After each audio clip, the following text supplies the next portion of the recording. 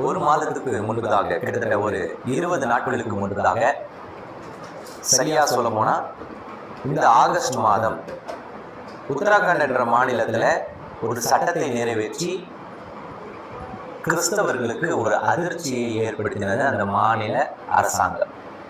அந்த சட்டத்தில் மிகப்பெரிய ஒரு ஆச்சரியம் இல்லை. இது காலமாக கிறிஸ்தவர்களுக்கு எதிராக மதமாற்றம் மதமாற்றம் மதமாற்றம் என்ற வார்த்தையை பயன்படுத்தி தான் வருகிறார்கள். அதை தவிர அவர்களுக்கு நம் மீது குற்றப்படுத்த எதுவுமே கிடையாது.